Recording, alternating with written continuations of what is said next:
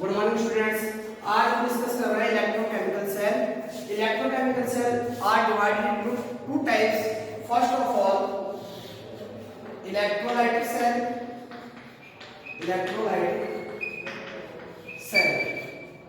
Second है दे सकते हैं उसको voltmeter and second is galvanic cell.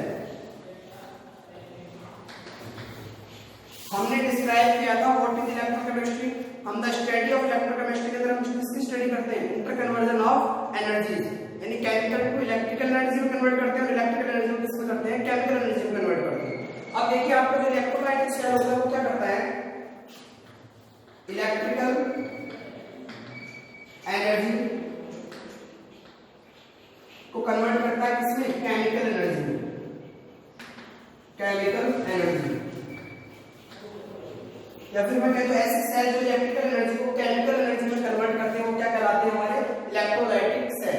जबकि हम बात करते हैं गैल्वेनिक की, तो इसमें देखिए chemical energy is converted into electrical energy.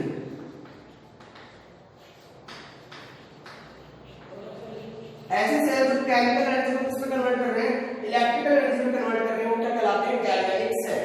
अब हम जानते हैं टू टाइप्स के इलेक्ट्रोड यूज करते हैं इलेक्ट्रोकेमिस्ट्री के अंदर, कैथोड और एनोड। तो यहां पर भी क्या होगा? टू इलेक्ट्रोड्स लेंगे हम, कैथोड और एनोड।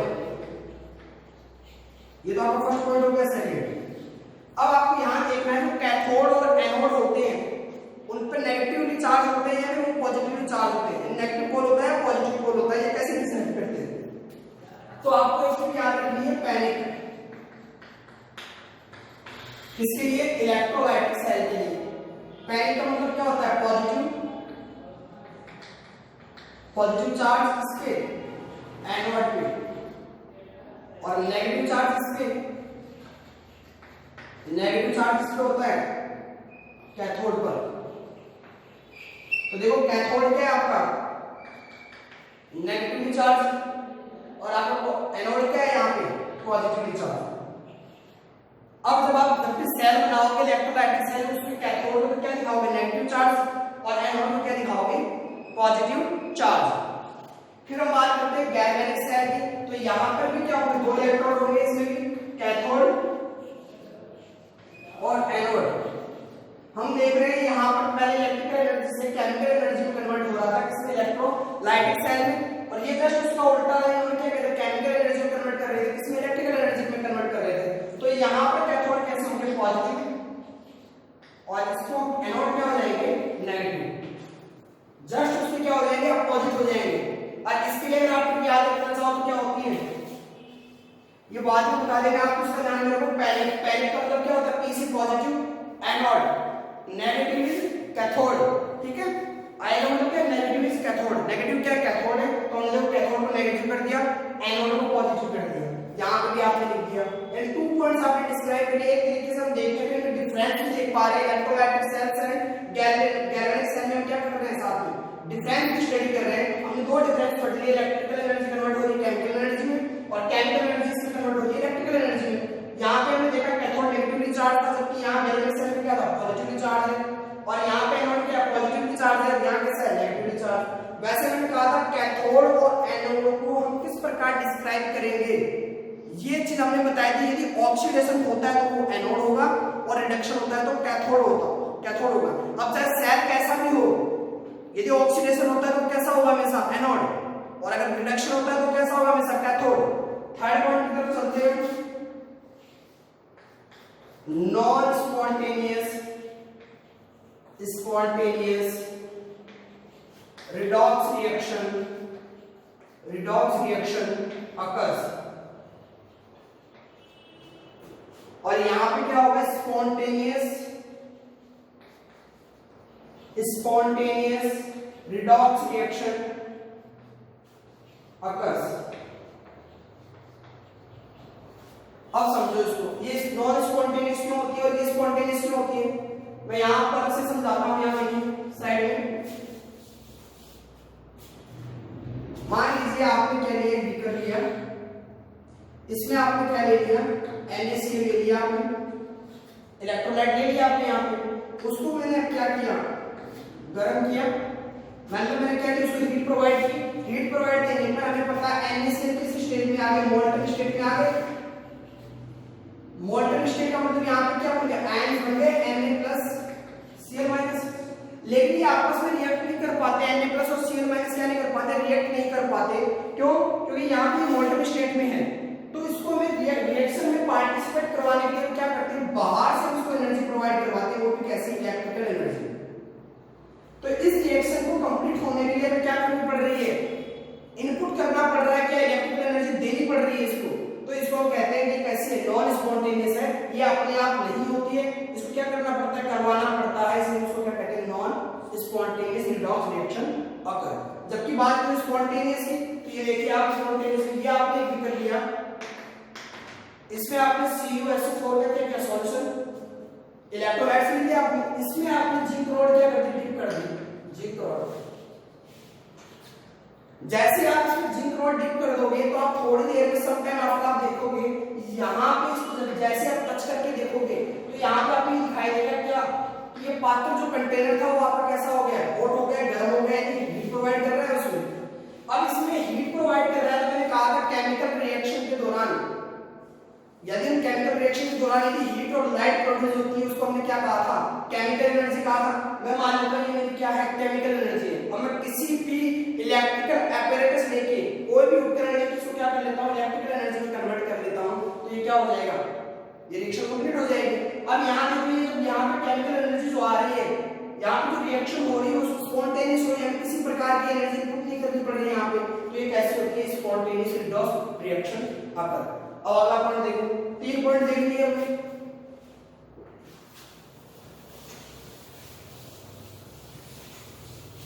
फोर्थ पॉइंट की तरफ चलते हैं, डेल्टा जी।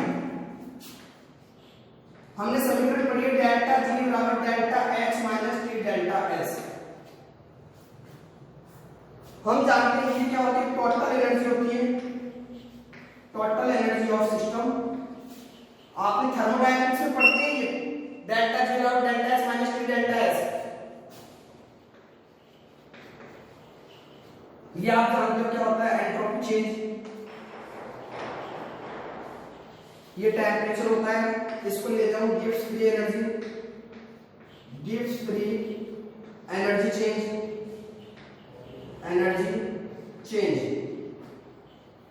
देखो इसको समझो, मान लीजिए आपके पास 1 करोड़ रुपए है, ठीक है, तो 1 करोड़ रुपए का मतलब मैं मान लेता हूं मेरे पास टोटल एनर्जी कितनी है, 1 करोड़ है।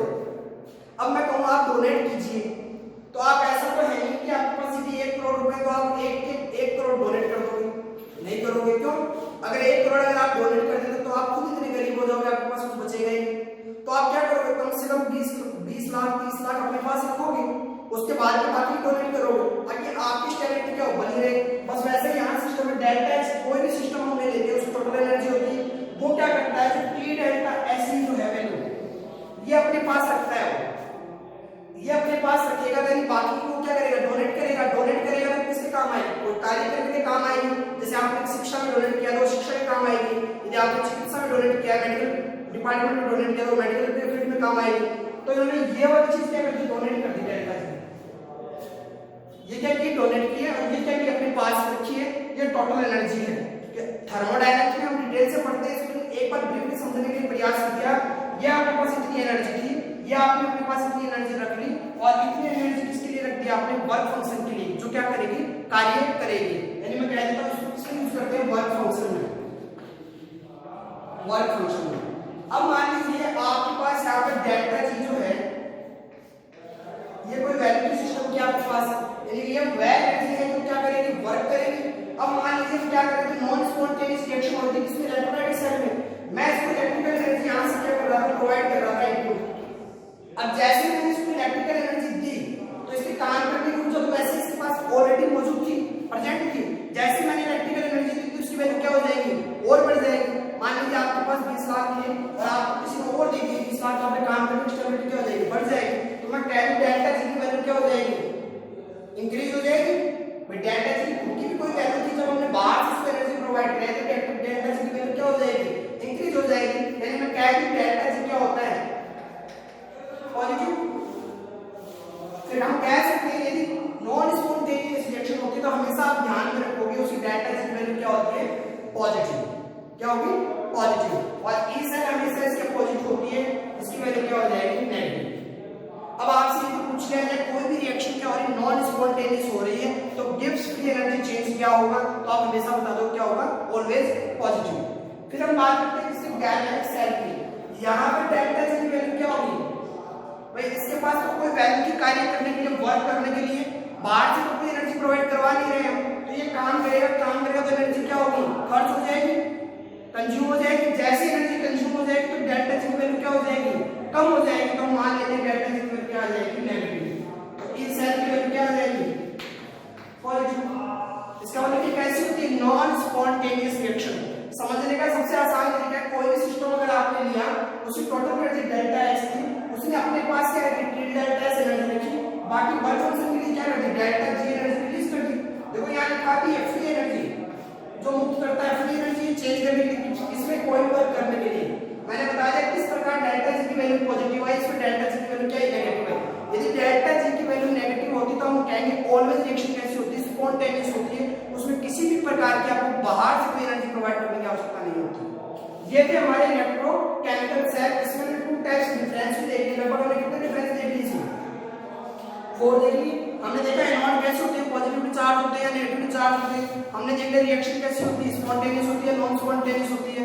एनर्जी किस प्रकार से चेंज होती है, केमिकल एनर्जी रूप में या इलेक्ट्रिकल एनर्जी रूप में, आपस में इंटरचेंज होती है। ये थे हमारे इलेक्ट्रोकेमिकल सेल। फिर हम आगे चलते हैं।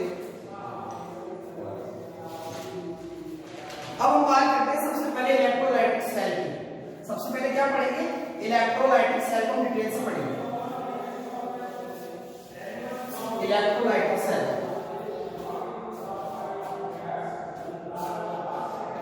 Electrolytic cell. अब हम पढ़ रहे हैं इलेक्ट्रोलाइटिक सेल। तो एक पॉइंट तो हम जानते हैं क्या, electrical energy, electrical energy, energy क्या होती है, कन्वर्ट होती है किसमें, केमिकल एनर्जी में। अभी पढ़ा है हमने जस्ट, और इसको याद रखना। सबसे फॉर्मूला देखो आप, जिसे ए से इलेक्ट्रिकल एनर्जी, सी से केमिकल एनर्जी, यानी इलेक्ट्रिकल एनर्जी किसमें कन्वर्ट हो रही है, केमिकल एनर्जी में। तो आप पहला पॉइंट याद रखोगे। दूसरी आप बात जानते हैं कैसी होती है, नॉन स्पॉन्टेनियस होती है।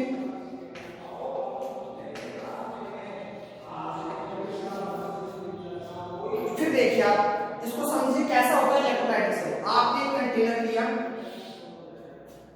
ठीक है, यहां पे आपने क्या ले लिया, इलेक्ट्रोलाइटिक सॉल्यूशन ले लिया NaCl, तो Na+Cl नेगेटिव ये प्रेजेंट रहेंगे। तो उसको मोल्टन स्टेट में लिया, कैसे लिया, मोल्टन स्टेट में क्या लिया है, इलेक्ट्रोलाइटिक सेल लिया है आपने। क्या लिया है यहाँ पे, मोल्टन स्टेट में, मोल्टन स्टेट में इलेक्ट्रोलाइट सॉल्यूशन, इलेक्ट्रोलाइटिक सॉल्यूशन। अब आपको यहां मैंने कहा था कि जब भी हम कोई सेल की बात करते हैं उसमें 2 इलेक्ट्रोड होते हैं, कैथोड और एनोड। अभी हमें पता नहीं कौन कैथोड है कौन एनोड है, हमने दो क्या कर दिए यहाँ पे इलेक्ट्रोड लगा दिए। अब देखिए फिर हम क्या करते हैं, इसको सेल से अटैच कर देते हैं। आपको बता देता हूं, ये इस प्रकार हम सेल को रिप्रेजेंट करते हैं, बड़ी एरो को पॉजिटिव, इसको नेगेटिव। ये हमारा क्या होता है, सेल होता है। यदि हम इस प्रकार की यूनिट को और जोड़ देते हैं, ऐसे बहुत सारे सेल को आपस में अटैच कर देते हैं, तो उसको हम क्या बोलते हैं, बैटरी बोलते हैं। कॉम्बिनेशन ऑफ सेल क्या कहलाता है, बैटरी कहलाता है हमारा। और हमने यहाँ पे अटैच करके एक सेल अटैच कर दिया हमने वहां पे, ठीक है। आगे देखिए, जैसे आपने यहाँ पे सेल अटैच कर दिया, अभी हमें पता नहीं किस मेटल की है। अगर मेटल ले लिया, हमने कहा था 2 प्रकार के इलेक्ट्रोड लेते हैं, एक तो इनर्ट इलेक्ट्रोड और दूसरा कौन सा था, एक्टिव इलेक्ट्रोड। यदि मैं यहाँ पे एक्टिव इलेक्ट्रोड ले लेता हूँ तो वो तो इसके साथ रिएक्शन कर जाएंगे। तो हम हमेशा क्या करते हैं, इसमें इनर्ट इलेक्ट्रोड यूज करते हैं। क्या करते हैं, इनर्ट इलेक्ट्रोड यूज करते हैं। तो थर्ड पॉइंट क्या हो गया, यूज इनर्ट इलेक्ट्रोड हो गया, इनर्ट इलेक्ट्रोड, इनर्ट इलेक्ट्रोड। अब देखिए ये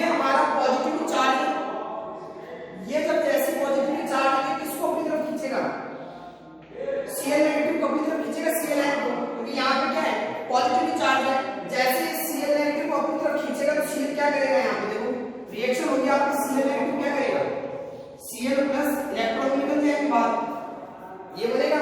यानी यहाँ पे क्या प्रोवाइड करवा रहा है, इलेक्ट्रॉन प्रोवाइड करवा रहा है।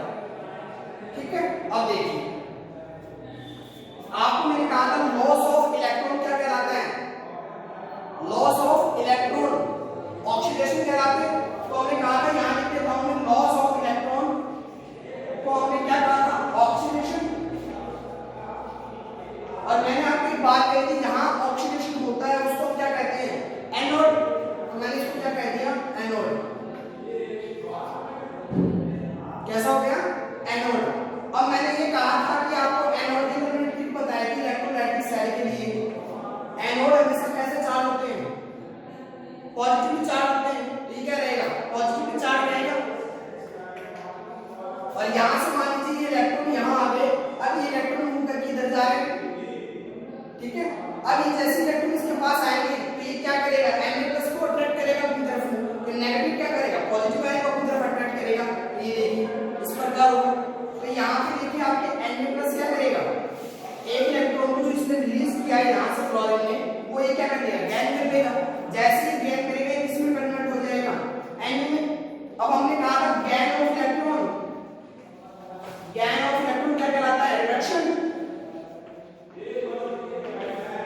गेन ऑफ इलेक्ट्रॉन क्या कहलाते हैं, रिडक्शन कहलाते हैं। तो मैं कहती हूं यही तो कहां पे हो रही है रिएक्शन, तो एनोड पर ये ऑक्सीडेशन हो रहा है, ये कहां पे हो रही है, कैथोड पर। ठीक है, अब ओवरऑल रिएक्शन की बात करते हैं तो क्या आ जाएगा, यहाँ पे आप ये लीजिए Na+ plus Cl minus plus 1 electron, यहाँ क्या आ जाएगा, Na+ Cl प्लस 1 इलेक्ट्रॉन। मैं इस 1 इलेक्ट्रॉन को कट कर देता हूँ दोनों तरफ में, तो क्या हो जाएगा, Na+ और प्लस Cl माइनस में क्या बना रहे हैं, NaCl बना रहे हैं। ये हमारी ओवरऑल रिएक्शन हो रही है किसमें, इलेक्ट्रोलाइटिक सेल में। आगे देखिए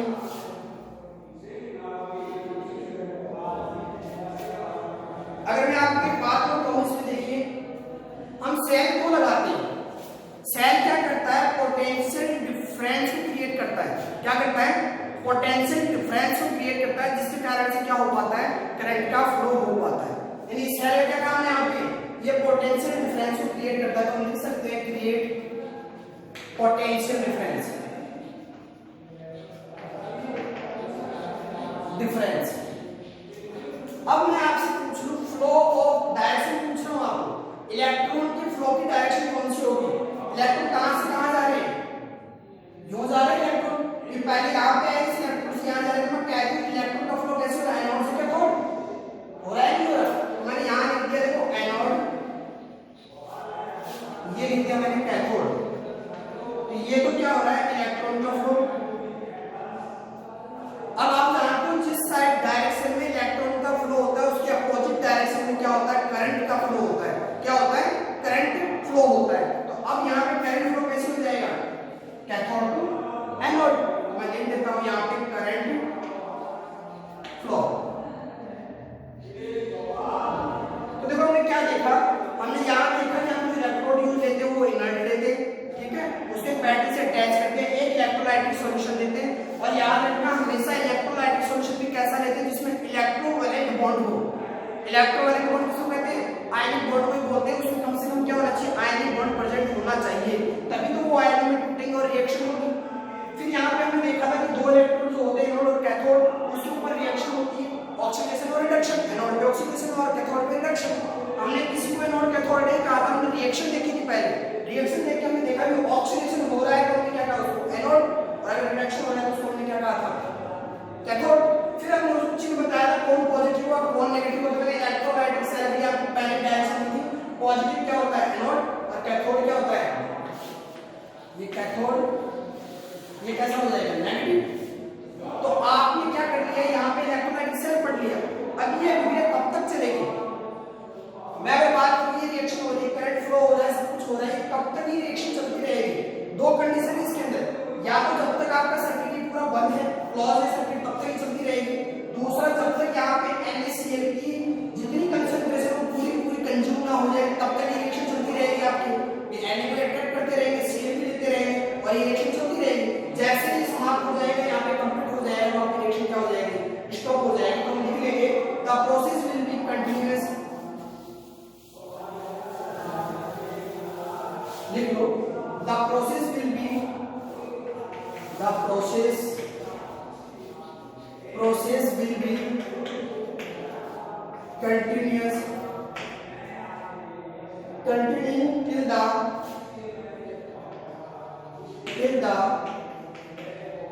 सबसे पहला पॉइंट लिखेंगे सर्किट कैसा होना चाहिए, क्लोज होना चाहिए। तो हम लिख देते हैं circuit is close, circuit is close.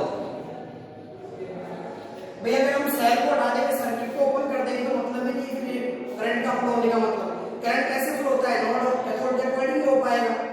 आगे सेकंड पॉइंट देखिए आप, सेकंड पॉइंट आपका कंसंट्रेशन ऑफ NaCl या concentration of electrolytic solution becomes zero, क्या हो जाए, जीरो। जो आपने इलेक्ट्रोलाइटिक सॉल्यूशन लिया है उसका कंसंट्रेशन क्या हो जाए, जीरो हो जाए, तो भी आपकी क्या हो जाएगी, प्रोसेस स्टॉप हो जाएगी। तो आपने डिस्क्राइब क्या कर लिया है इलेक्ट्रोलाइटिक सेल, रटने की कोई आवश्यकता नहीं है। यहां से देखिए इलेक्ट्रिकल एनर्जी केमिकल एनर्जी में कन्वर्ट हो रही है, ठीक है। फिर आपने देखा यहां पे क्या हो रहा है, पहले के अनुसार आपने क्या बता दिया, एनोड पॉजिटिव और कैथोड नेगेटिव। फिर आपने मैंने बताया था ऑक्सीडेशन एनोड पे होता है, कैथोड पे क्या होता है, रिएक्शन होता है। वो रिएक्शन आपने लिखेंगे, लिखने के बाद में आपने ओवरऑल रिएक्शन लिखी। फिर आपने देखा यहां पे नॉन स्पॉन्टेनियस होती है, क्योंकि हम यहां इनपुट क्या करते हैं, इलेक्ट्रिकल एनर्जी इनपुट करवाते हैं। ध्यान में रखना, जो इलेक्ट्रोलाइटिक सॉल्यूशन लिया था वो किस स्टेट में लेते हैं, मोल्टन स्टेट में लेते हैं। फिर यहाँ पे जो इलेक्ट्रोड यूज करते हैं वो कैसे होते हैं, इनर्ट होते हैं। और यहाँ पे शायद और ये कब तक रिएक्शन चलती है, जब तक सर्किट क्लोज है और कंसंट्रेशन जीरो नहीं हो जाती सॉल्यूशन की, तब तक ही क्या होती है, रिएक्शन कंप्लीट होती रहती है। तो आपने क्या पढ़ लिया, इलेक्ट्रोलाइटिक सेल। अब हम नेक्स्ट क्लास में डिस्कस करेंगे क्या, गैल्वेनिक सेल, वो हम करेंगे नेक्स्ट क्लास में। आज के लिए इतना ही, थैंक यू।